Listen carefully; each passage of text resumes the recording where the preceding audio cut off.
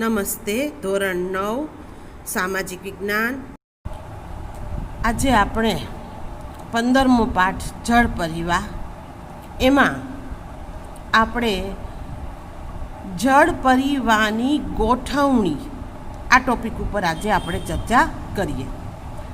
તો અહીંયા આ જે ચાર જે આકૃતિ આપવામાં આવેલી છે એ નદી પ્રણાલીઓની છે, જેમાં જળ પરિવાહની ગોઠવણી છે. હવે પૃથ્વી ઉપર જે નદી અવસ્થા જોવા મળે છે કે નદી અને તેની નાની મોટી સાથી નદીઓ, સહાયક નદીઓ પાણી વહાવી અને આગળ લઈ જાય છે, તો એ કેવી રીતે લઈ જાય છે?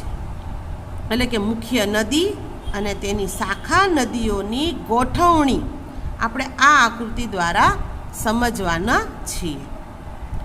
તો જળ પરિવાહની ગોઠવણી ચાર પ્રકારે જોવા મળે છે. જળ પરિવાહની ગોઠવણી ચાર પ્રકારે જોવા મળે છે. એક, વૃક્ષ આકાર રૂપરચના. બીજું, જાળી આકાર રૂપરચના.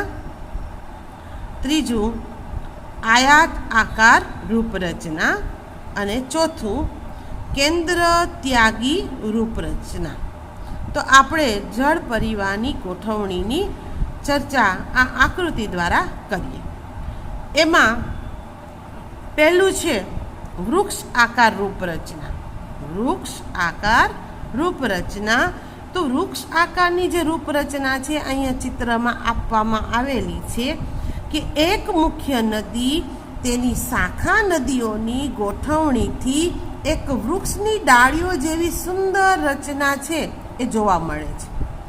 હવે આ નદીનો મુખ્ય પ્રવાહ છે. આ જે અમારી પેન્સિલ ફરે છે એ નદીનો આ મુખ્ય પ્રવાહ છે.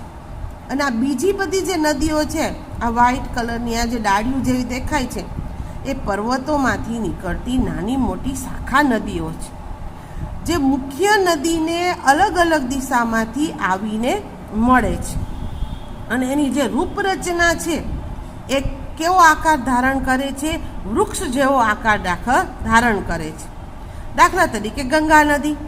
હવે ગંગા નદી છે એ હિમાલયમાંથી નીકળે છે, અને દાખલા તરીકે આ હિમાલયની પર્વત શ્રેણી છે. તો આ ગંગા નદી અહીંયા હિમાલયમાંથી નીકળે છે, તો એને આ રીતે શાખા નદી હિમાલયમાંથી અને દ્વીપકલ્પીય ઉચ્ચ પ્રદેશમાંથી નીકળીને મળે છે. તો આ મુખ્ય નદી ગંગા નદી, આ મુખ્ય નદી અને તેને મળતી આ શાખા નદી.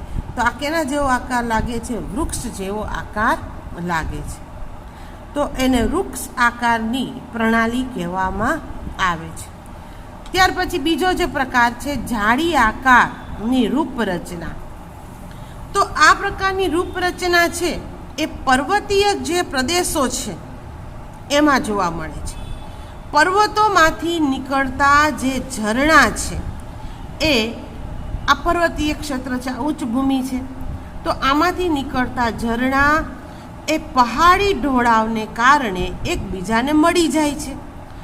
તો આ પહાડી ઢોળાવને કારણે ઝરણા એકબીજાને મળે છે ત્યારે તેની રૂપરચના જાળીનું સ્વરૂપ ધારણ કરે છે, જાળીનો આકાર બનાવે છે. જેમ ઓલી જાળી છે, નેટ છે, એમ કેમ ગૂંથાયેલી હોય આ રીતે. તો આવું રૂપરચના એ ધારણ કરે છે. તો એને શું કહેવાય? જાળી આકાર રૂપરચના. તો હિમાલયના ઢોળાવો પરથી નીકળતી જે નદીઓ છે એ આવી જાળી આકારની રૂપરચના ધરાવે છે.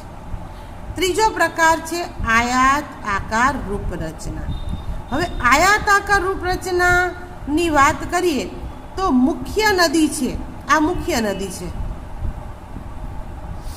એને મળતી શાખા નદીઓ એ મુખ્ય નદીને કાટખૂણે મળે. દાખલા તરીકે આ એક શાખા નદી છે, આ એને અહીંયા મળી તો આ શું બન્યો? કાટખૂણો બન્યો. જો 90 અંશનો ખૂણો બને છે.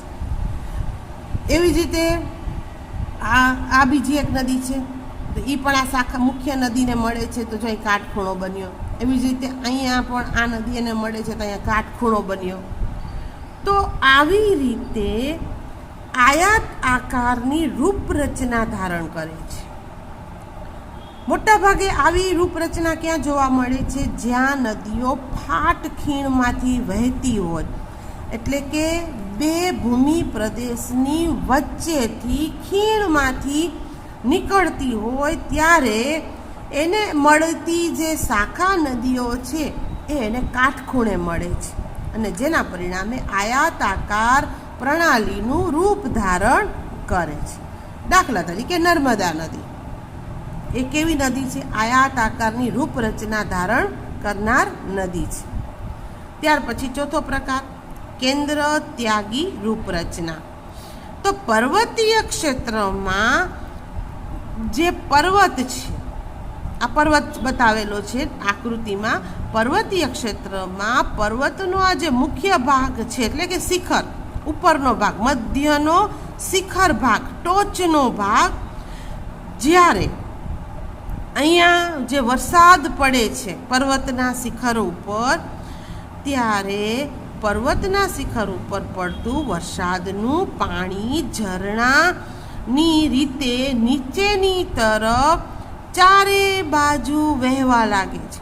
હવે ટોચનો ભાગ હોય એની ઉપર પડતું પાણી એ ચારે તરફ વહે છે અને આ રીતે કેન્દ્ર ત્યાગી અથવા તો પર્વત આકારની પ્રણાલી ધરાવે છે. તો આપણા ભારતમાં આવી પર્વત આકારની રૂપરચના ધરાવતી નદીઓ સૌરાષ્ટ્રમાં આવેલી છે. તો આ રીતે આપણે જળ પરિવાહ પ્રણાલીની જે ગોઠવણી છે એ આ પ્રમાણે જે પ્રકારનું ભૌગોલિક ભૂપૃષ્ઠ એ પ્રકારની નદીઓની પ્રણાલી તૈયાર થાય છે, એની ગોઠવણી તૈયાર થાય છે. પછી વૃક્ષાકાર હોય, જાડિયાકાર હોય, આયાતાકાર હોય કે કેન્દ્ર ત્યાગી હોય. તો અહીંયા આપણે આ ટોપિક પૂરો કરીએ છીએ.